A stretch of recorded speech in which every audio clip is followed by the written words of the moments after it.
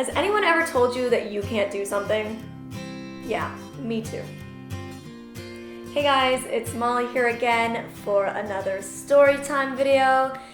If you've been around my channel for a while, you might remember that back in the summer I posted a follow me around vlog of my journey learning how to surf.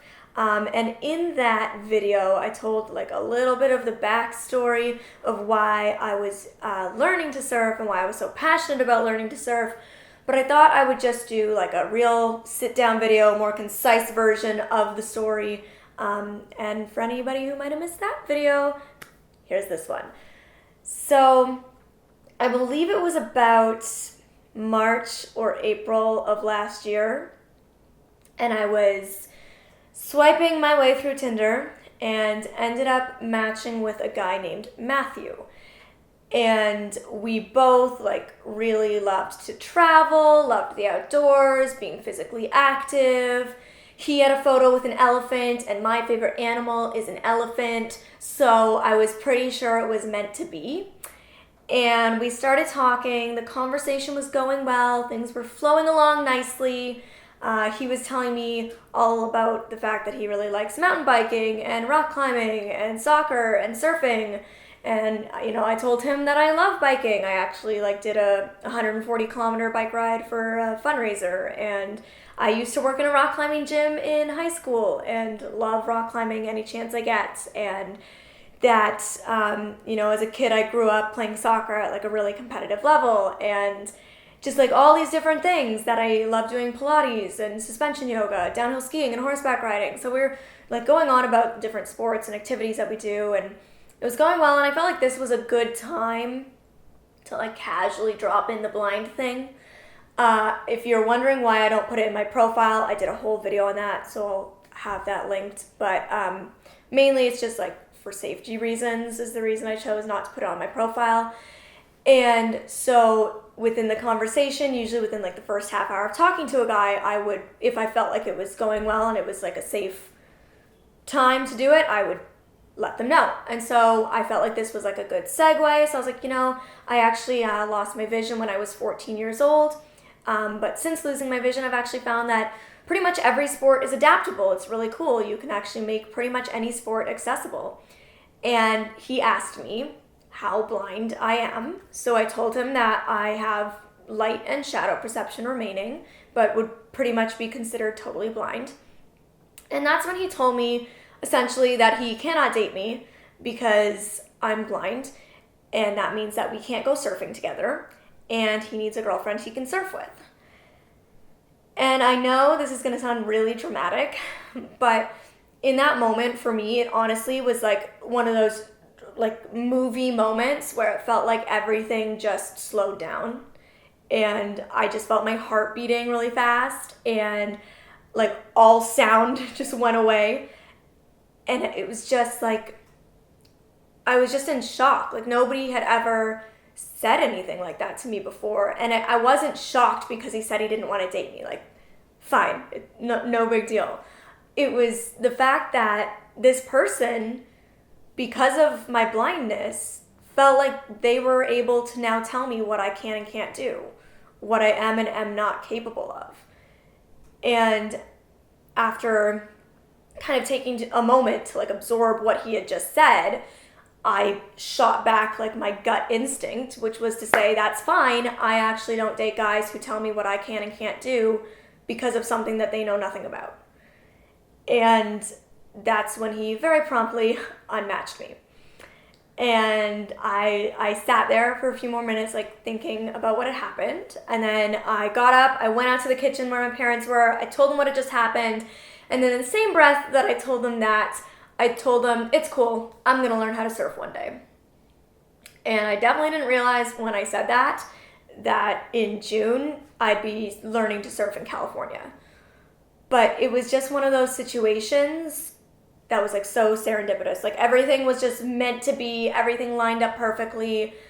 Literally, I think like within 10 days, I was scrolling through my Facebook news feed, and one of my blind friends posted that he was so excited to learn how to surf in California this summer at an extreme sports camp for the blind. And immediately I was like, I need to know about this. So I messaged him, I told him the story, and I was like, I need all the details. And that's when he told me about a camp called Eximo or Extreme Mobility. I'll put their link down below in case any of my blind followers are interested in learning. I would definitely recommend looking it up. But I looked on their website, and I was actually a featured creator at VidCon in 2016. And the date, so that's in like Anaheim, California, and the date that ended, Eximo started an hour away in Simi Valley. And I was like, all right, this is meant to be. Like, I am meant to go, and I'm meant to learn how to surf. And so that's what I did. I'm not going to tell you I was good at it. You can go watch the Follow Me Around vlog and see. I will say that surfing is a lot harder than I thought, and I give surfers a lot of credit.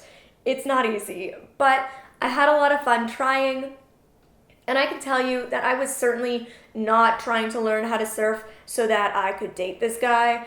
I was not trying to learn how to surf to prove anything to him. He unmatched me on Tinder straight away. I had zero way of contacting this guy, so it wasn't about him in any way. What me learning to surf was about was me. It was about proving to myself that nobody gets to tell me what I am capable of but me. And I think it's so many times in life, it feels like people try to tell us who we're supposed to be, how we're supposed to act, what clothes we should be wearing, what we should and shouldn't do, what we can and can't do. And nobody should be telling you that in your life but you. You know, you're the driver of your own life, and you make those decisions. Nobody gets to tell you what you're capable of, whether you're disabled or not. Nobody should tell you that you are not capable of doing something. And I wanted to prove that to myself, that no, my blindness doesn't stop me from learning how to do something like surfing, and you don't get to tell me it does. You know, growing up, I dealt with years of bullying, and it was really difficult. And for a long time, these bullies, their words and their actions, I did let it control me. I let it control how I felt about myself and my life. I let it pull me down. But I got to a point during my recovery from that and learning to overcome it, that I should use that negativity that people try to give you in life and turn it into something positive. Did it hurt me when he said that? Yeah, absolutely. Like I said, it was like one of those movie moments, like everything slowed down and my heart just like sped up. It was really hard for me that he said that. But letting that pull me down, letting that hold me back wasn't going to do anything good for me. And instead, I was able to take that negativity that he tried to give me and turn it into something positive. And everybody's capable of doing this, and it's certainly not easy, and it's taken me years to get to a place in my life where I feel strong enough to be able to do that.